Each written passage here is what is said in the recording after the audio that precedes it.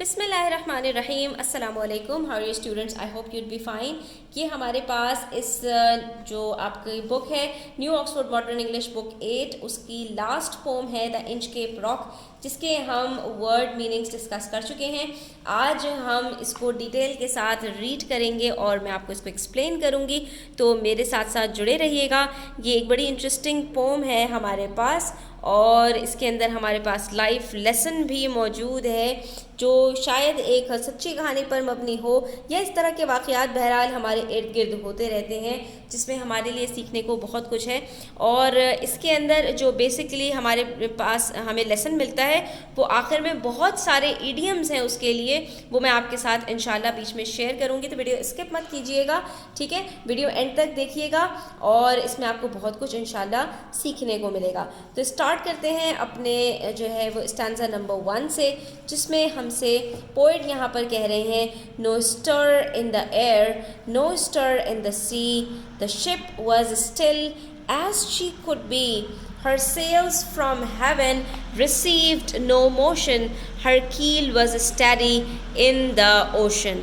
So students, basically the poet sets the natural setting with calm and restful waters and sky near the sea coast.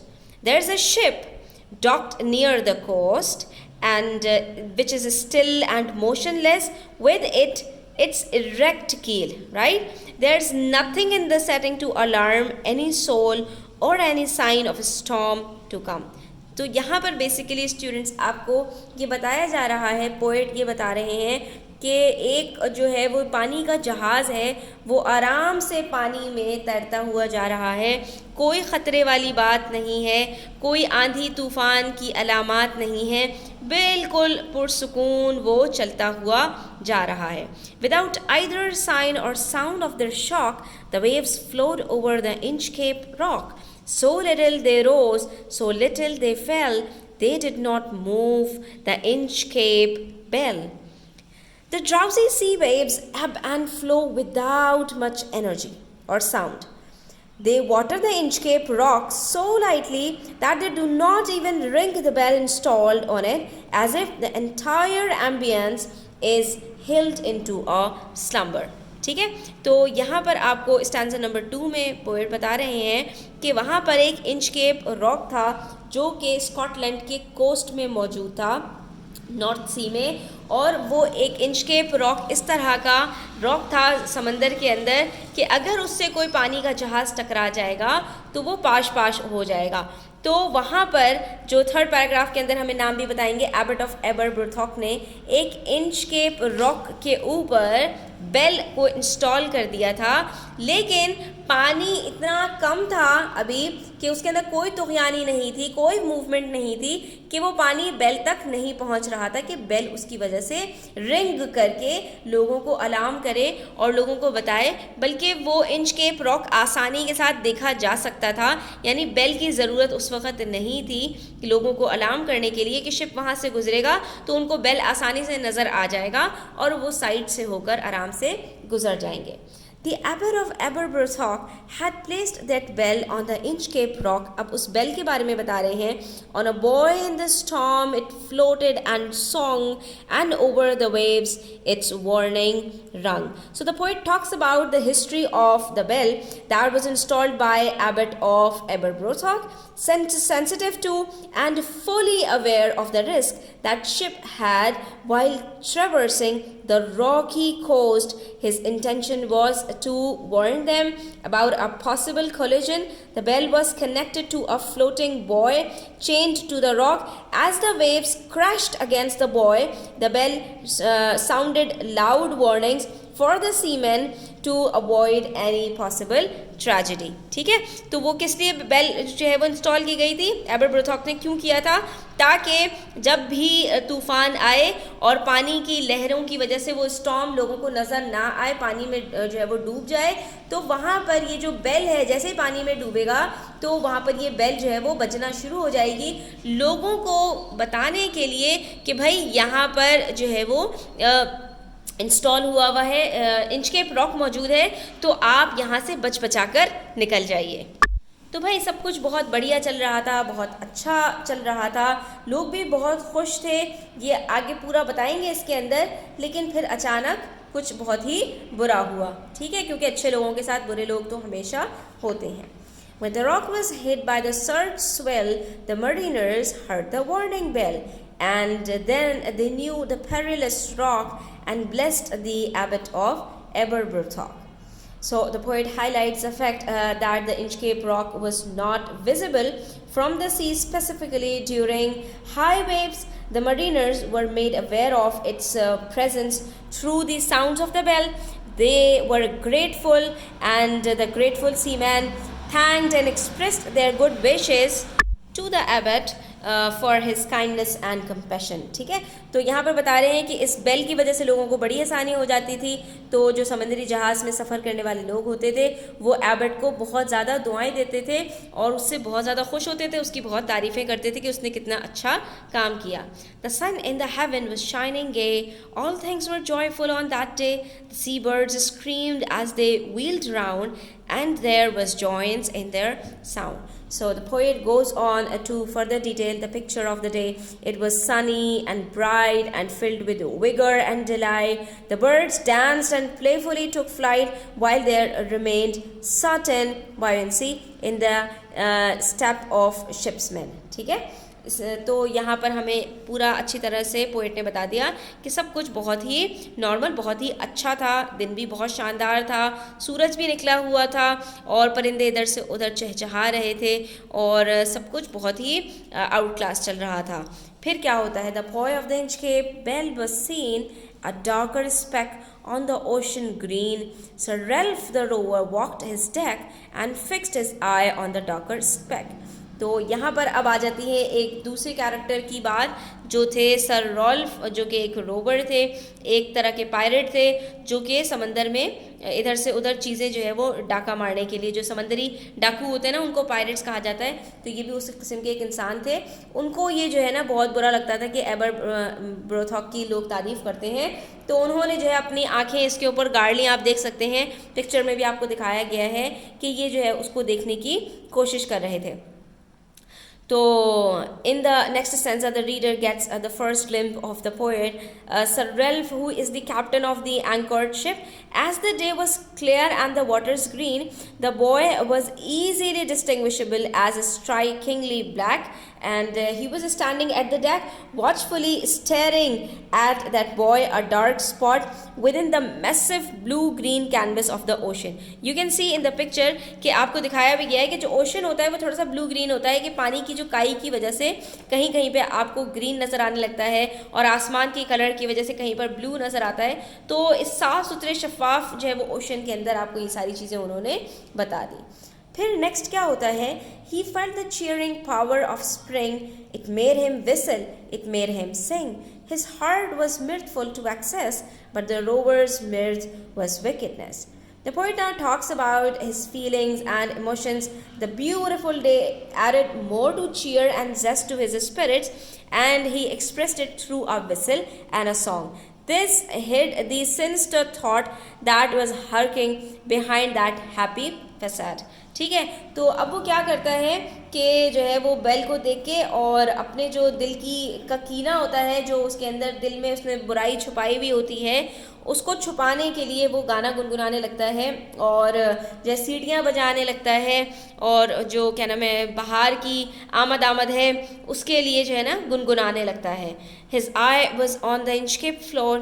Quoth he, my man, put out the board and row me to the Inchcape rock, and I'll plague the abbot of Aberbrothock. अब जो उसके अंदर हसद की आग जल रही थी ना वो सामने खुलकर आ जाती है और the devilish thought lurking inside the dark mind of the captain stirred some evil thoughts. He wanted to destroy the bell and wreak havoc on the unsuspecting ships. He ordered his men to lower a board and hopped onto it. to get close to the boy and the bell mounted on top of it. He wanted to obliterate the good work and name of the abbot. Basically उसको हसद था, जलन थी उसको कि सब लोग Ebert ब्रोथॉक की तारीफ़ क्यों करते हैं। तो उसने इंचकेप के ऊपर अपनी नज़रें गाड़ी हुई थी और अपने बंदों से कहा, अपने लोगों से कहा कि भाई एक कश्ती नीचे उतारो, मैं जो है वो इस इंचकेप को अभी ख़त्म कर देता हूँ, मुझे वहाँ तक लेकर चलो। The boat is lowered, the boatmen row, and the Inchcape Rock they go. Sir Ralph bent over from the boat and he cut the bell from the Inchcape float. तो यहाँ पर मिसहैप होता है और बहुत ही बुरा होता है। The shipment and the captain row the boat to the boy and the Inchcape Rock, hammering it in one sweep of disdain and brutality. They uproot the bell from its roots. And now the poet paints a picture of an uprooted bell being engulfed by the ravenous sea and it sinks to its depth. तो उसके बाद क्या होता है कि वो bell को जो है जाता है वहाँ पर और वो काट डालता है। तो वो जो बेल होती है वो बेचारी लुढ़कती फुढ़कती नीचे चली जाती है। Down sank the bell with a gurgling sound. The bubbles rose and burst around. Quoth Sir Ralph, the next who comes to the rock won't bless the abbot of Aberbrothok. As if to make a mournful cry, some bubbles spring around the bell, but soon fizzle away as the bell drowns into the dark emptiness of the sea. The devilish captain is proud of his actions and hopes that no one will ever offer thanks to Abbot or shower him with praise for his bell and generosity. ठीक है, वो उसके जो generous action है, जो उसकी सखावत है, अब कोई भी एबरब्रोथॉक की तारीफ़ नहीं करेगा।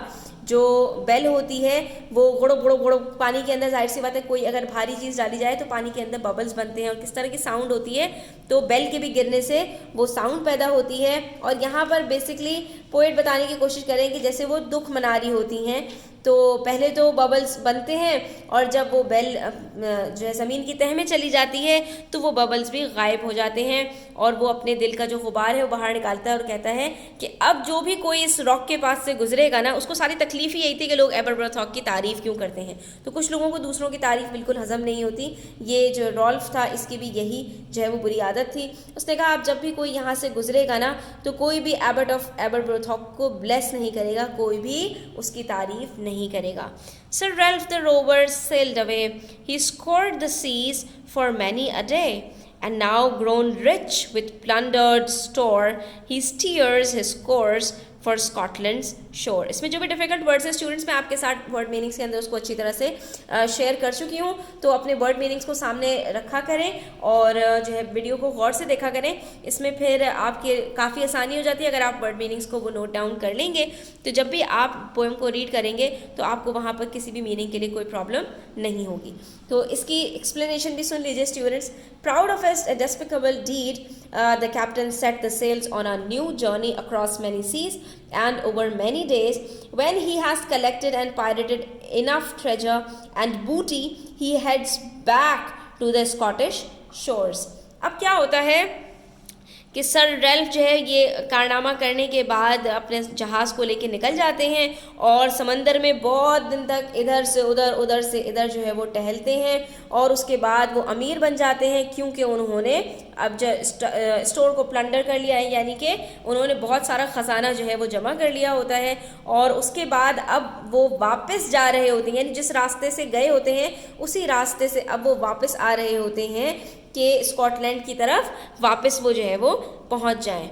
ठीक है, फिर उसके बाद क्या होता है, so thick hedge overspreads the sky, they cannot see the sun on high. The wind hath blown a gale all day, at evening it hath died away. The day of his return turns out to be dark and grim. The sun does not shower its warmth and the whole environment is enveloped in an ominous and hazy blanket of fog. Even the blustering winds of the day have ceased and stalled as well. तो वहाँ पर क्या होता है जब ये वापस लौट रहे होते हैं कि आसमान के ऊपर जो है वो अंधेरा सा छा जाता है, पूरा गर्दो गुबार आ जाता है, यानी कि जो फ़ज़ा होती है वो गर्द आलूद हो जाती है, ठीक है। उनको जो है आसमान में सूरज की जो रोशनी है वो नज़र नहीं आ रही होती, क्योंकि सूरज के सामने बादलों का साया आ गया होता है। और उसके बाद जो बहुत तेज़ हवा है वो पूरा दिन चल रही होती है, लेकिन शाम को वो थोड़ी सी हल्की हो जाती है।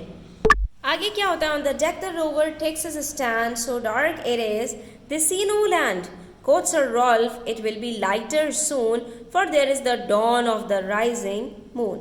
So the rover, the captain, is stationed at the deck of the ship, and the fog has made it impossible to sight the land from a distance.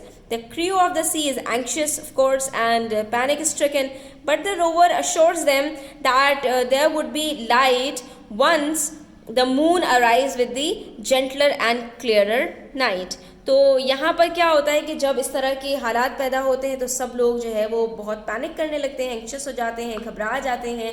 तो रोवर जो होता है वो जाकर जो है वो फ्रंट को संभालता है और वो लोगों को तसल्ली देता है, क्योंकि हर तरफ अंधेरा छा गया होता है, ठीक है। उनको कहीं पर भी कोई आबादी, कोई ज़मीन वगैरह नज़र नहीं आ रही होती, क्योंकि आप ये सोचें जैसे फॉग के अंदर हमें सामने का रोड नज़र नहीं आ रहा होता, तो पानी में तो कुछ भी नज़र नहीं आएगा दूर दूर तक, ठीक है।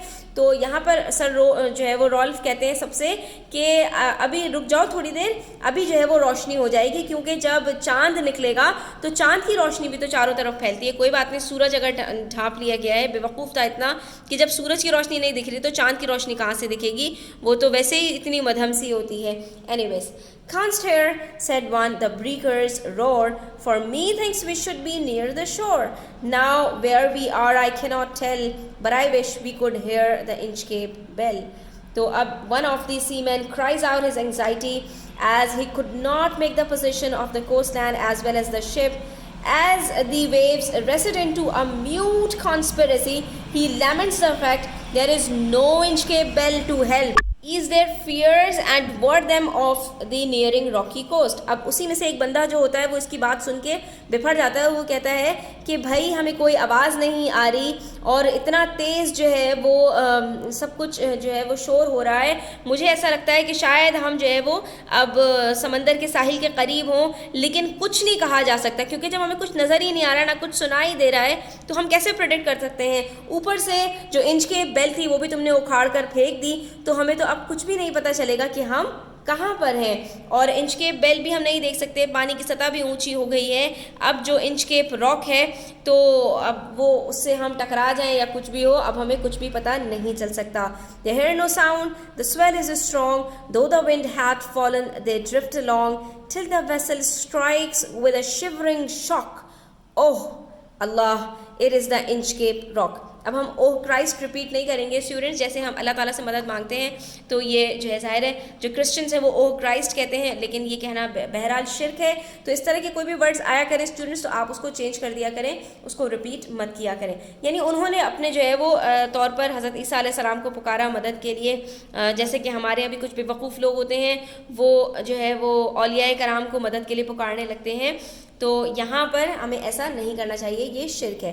बहरहाल तो meanwhile, the sea got more turbulent and feisty. There are no alarm bells ringing, and the wind also drops to a standstill. The boat is now in the grip of the waves as it drifts with them. And suddenly, there's a loud collision that they all feared. The ship thudded into the Inchcape rock. It was a doomed finish to a devious beginning. The bells of justice. इनके साथ वही हुआ था, जैसी करनी वैसी भरनी, you need to पे फॉर योर एक्शंस, जैसे कि मशहूर मकूला है कि जैसा आप करेंगे आपको वैसा भरना पड़ता है। जो किसी और के लिए गड्ढा खोदता है वो उसमें खुद ही गिर जाता है। तो यहाँ पर भी यही बता रहे हैं कि उनको कोई आवाज़ वगैरह नहीं आ रही होती और समंदर में तुग़यानी आ गई होती है, हवा बिल्कुल नहीं चल रही होती, लेकिन इसके बावजूद ये समंदर के ऊपर इधर से उधर जो है वो लुढ़कते पुढ़कते जा रहे होते हैं। पानी इनको जहाँ लेके जा रहा होता है ये वहीं चलते हुए चले जा रहे होते हैं, यहाँ तक कि अचानक से एक बहुत ज़ोरदार धमाके की आवाज़ आती है जिसको ये लोग जिसका खौफ आ रहा था इनको कि हम कहीं इससे न टकरा जाएं, और इनका खौफ जो होता है वो सामने आ जाता है और वाकई में वो इससे टकरा जाते हैं। वहाँ पर वो मदद के लिए पुकारते हैं लेकिन कोई फ़ायदा नहीं, क्योंकि जो इंचकेप रॉक है उससे ये टकरा चुके हैं। Sir Ralph the rover tore his hair. He cursed himself in his despair. The waves rush in on every side. The ship is sinking beneath the tide. तो भाई अब अपने सर के बाल नोचो या कुछ भी करो, it's of no use. The rover fell into a pit of his own making. The Inchcape Rock had turned into his tombstone. He was aghast at his own horrible mistake, and as the water rushed in from all corners, he knew he had reached his breaking point. He bemoaned his own sinister thoughts as his ship neared its inundated end. तो भाई अब क्या होता है कि वो अपने sir के बाल नोचता है, अपने आप को बुरा भला कहता है, बहुत दुखी होता है। अपने जो है वो सर के बाल नोचने या अपने आप को मारने पीटने से अब कोई फ़ायदा नहीं है। The waves rush in on every side, जो पानी की लहरें होती हैं वो चारों तरफ से समंदर के जो है वो कश्ती के अंदर जिसका जहाज़ होता है उसमें भरना शुरू हो जाते हैं, क्योंकि जाहिर है जहाज़ अब टूट चुका है। The ship is sinking beneath the tide, और जो शिप है जैसे कि हमने देखा है टाइटैनिक के अंदर कि जहाज़ जब दो टुकड़े होता है तो वो कैसे एक टुकड़ा तो साबित अंदर चला जाता है और दूसरा टुकड़ा भी आहिस्ता आहिस्ता करके डूब जाता है। तो इसी तरह से यहाँ पर भी जो शिप है वो डूबता चला जाता है और अंदर लहरों के नीचे जाकर दब जाता है। But even in his dying fear one dreadful sound could the rover hear a sound as if with the Inchcape bell the devil below was ringing his knell. So as he breathed his last, he finally heard a bell rang in the distance. He was seized with horror. The sound was of the abbot's bell at the belly of the sea. The devil at the bottom had the bell in his hand and was ringing the death knell fervently. It was the final sound of the rover's fateful demise, and it was deathfully music of revenge, a song of poetic justice. तो यहाँ पर क्या होता है कि सारी आवाज़ें तो ख़त्म हो जाती हैं, लेकिन मरते मरते भी जो उसका खौफ था कि उसको एक आवाज़ सुनाई देती है। ये वही होता है इंसान जब कुछ गलत करता है तो जब उसका जो है वो रिवेंज का टाइम आता है तो उसको अपने सामने ऐसा लगता है कि मुर्दे भी उठकर आ गए हैं और वही सारी चीज़ें उसको सुनाई और दिखाई देने लगती हैं। तो यहाँ पर भी रोवर को जैसे वही सारी चीज़ें जो है वो सुनाई दे रही होती हैं, उस बेल की आवाज़ सुनाई दे रही होती है। दरअसल ये इंचकेप बेल की आवाज़ इसलिए होती है क्योंकि जो शैतान होता है ना वो बदला लेने के लिए जो है वो उसके डेथ सॉन्ग को बजा रहा होता है उस बेल की सूरत में। तो यहाँ पर हमारी जो पोम है स्टूडेंट्स वो कंप्लीट होती है। आई होप कि आपको ये क्लियर हुई होगी और समझ में आई होगी, मज़ा भी आया होगा। थोड़ी सी तकलीफ दे स्टोरी है, स्टिल कोई बात नहीं, हम इस तरह की भी चीज़ें पढ़ते हैं। तो यहाँ पर हमारा ये जो पोम है ये कंप्लीट होता है। वीडियो अच्छी लगी हो तो लाइक कीजिएगा, अपने फ्रेंड्स के साथ शेयर कीजिएगा, चैनल सब्सक्राइब नहीं किया तो सब्सक्राइब कर लीजिए। अपना ख्याल रखिएगा। अल्लाह हाफ़िज़।